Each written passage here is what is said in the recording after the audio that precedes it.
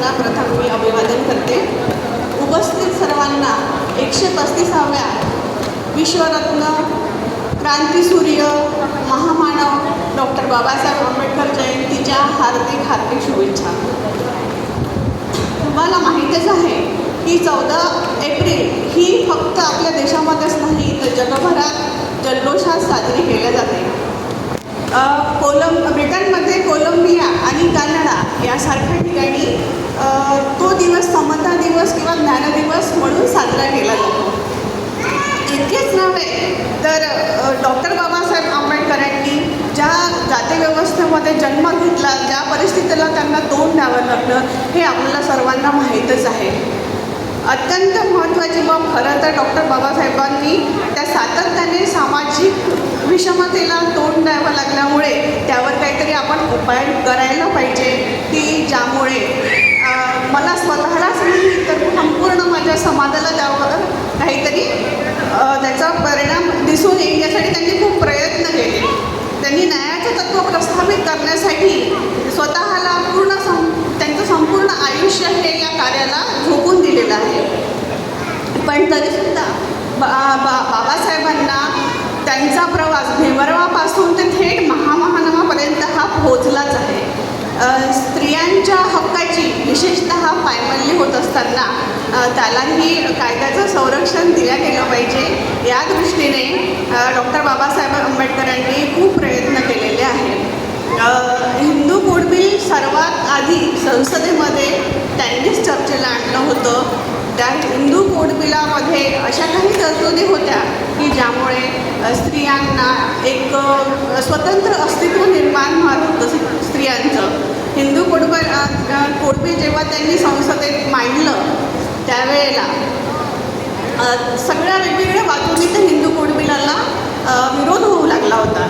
तर डॉक्टर बाबासाहेब आंबेडकरांनी असं म्हटलं होतं की हिंदू कोड बिलाचा खून करणाऱ्या या देशामध्ये मला कायदेमंत्री म्हणून राहता येणार नाही, म्हणून त्यांनी कायदेमंत्री पदाचा राजीनामा दिला होता. अशाच प्रकारे आपल्याला स्त्रियांना हे लक्षात घ्यायला हवं की डॉक्टर बाबासाहेब आंबेडकर हे आपल्यासाठी किती महत्त्वाचे आहे.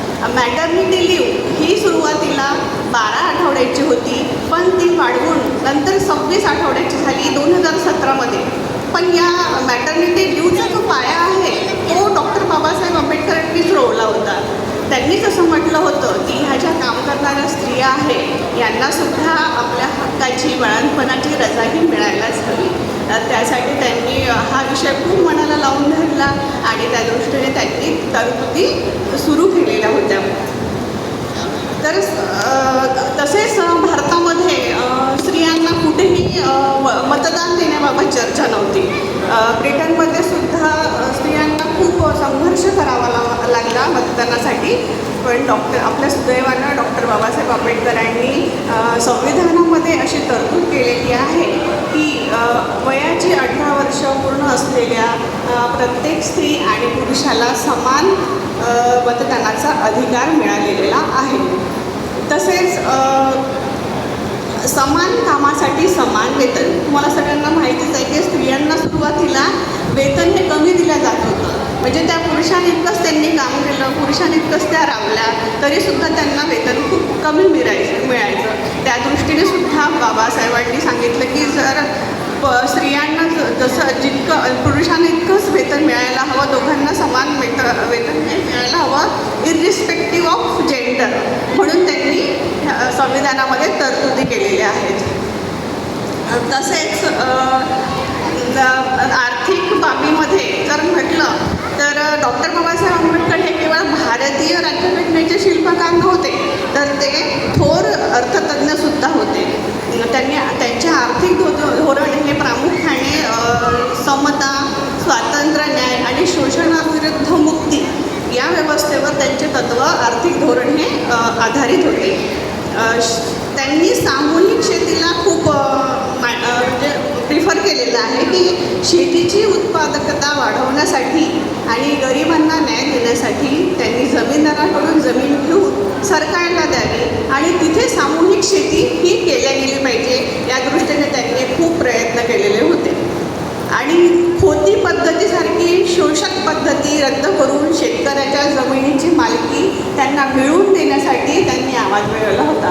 तर खोती पद्धती ही काय आहे हे ॲक्च्युली मला सुद्धा माहीत नव्हतं. पण जेव्हा हे मी स्पीच बघत होते त्यावेळेला मला मग खोती हा शब्द काय आहे, मला लेडीज पण विचारतील की खोती काय आहे, मग मलाही सांगता आलं पाहिजे. तर त्या दृष्टीने मी थोडंसं मग त्याचा अभ्यास केला. तर खोती पद्धत ही ब्रिटिश काळामध्ये कोकण विभागामध्ये एक शोषणकारी जमीन महसूल प्रणाली होती. जिथे खोत नावाचे जमीनदार जे राहायचे ते काय करायचे, शेतकऱ्यांकडून कर वसूल करायचे आणि सरकारला ते द्यायचे. म्हणजे एक प्रकारे ते शेतकऱ्यांचं शोषणच करत होते. म्हणजे ती खोती पद्धती ह्याच्या विरुद्ध बाबासाहेबांनीच पहिल्यांदा आवाज उठवलेला होता. मला वाटतं हे बहुतेक खूप जणांना माहिती नसेल, कारण मलाही मी आज प्रथमच ऐकते आहे याबद्दल. आणि पाटबंधारे ऊर्जा आणि सामाजिक बांधकाम क्षेत्र यामध्ये सुद्धा त्यांनी मोठमोठ्या सुधारणा घडवून आणल्या आणि दामोदर व्हॅलीसारखे प्रकल्पसुद्धा त्यांच्या योजनेचा एक भाग आहे. तसेच कामगारासाठी सुद्धा च्या हक्कासाठी सुद्धा त्यांनी स्वतंत्र मजदूर पक्षाची स्थापना केली होती. द प्रॉब्लेम ऑफ रुपी या त्यांच्या पुस्तकामध्ये त्यांनी रुपयाच्या मूल्यावर आणि चलन प्रणालीवर महत्त्वपूर्ण विश्लेषण केले होते. रिझर्व्ह बँक ऑफ इंडिया RBIची स्थापनासुद्धा बाबासाहेबांनीच केली आहे. अशा या महामानवाला मी त्रिवार वंदन करते आणि 2 ओळी मी त्यांच्याकरिता गात आहे की कष्ट केले माझ्या भीमा